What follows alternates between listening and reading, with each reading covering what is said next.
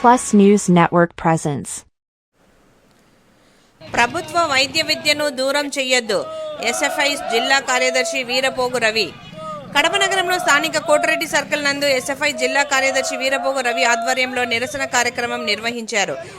K+ న్యూస్తో Ravi మాట్లాడుతూ కడప జిల్లాలోని పులివెందులలో ఉన్న వైద్య విద్య కళాశాలను విద్యార్థులకు దూరం చేయడం రాష్ట్ర ప్రభుత్వం చేసిన దుర్మార్గమని, విద్యా హక్కును అందించాల్సిన బాధ్యత ప్రభుత్వానిదేనని, అలా కాకుండా ప్రైవేట్ సంస్థలకు వైద్య విద్యను పట్టం కట్టడం దుర్మార్గమైన చర్య అని అన్నారు.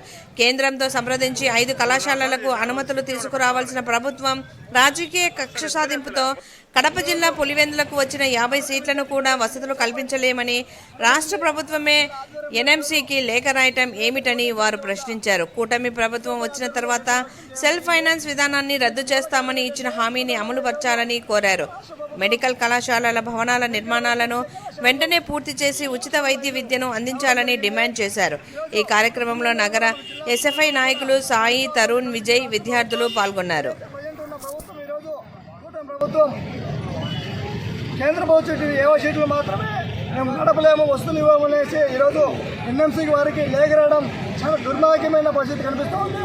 ఇలానే ఉంటే ఈరోజు లక్షలాది వేల కోట్లాది వేల ఈరోజు కోట్లు పెట్టి ఈరోజు వైద్య విద్య పేద విద్యార్థులు అయితేనేమి, పొడుగు బలహీన వర్గాలు అయితేనేమి ఈరోజు వైద్య విద్య చదవడానికి ముందుకు రావడం జరిగింది.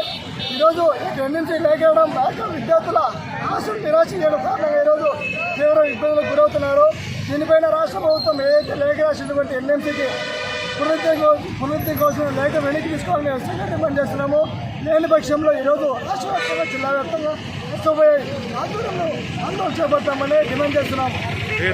ఎస్ఎఫ్ఐ జిల్లా కార్యదర్శి వీరపోగు.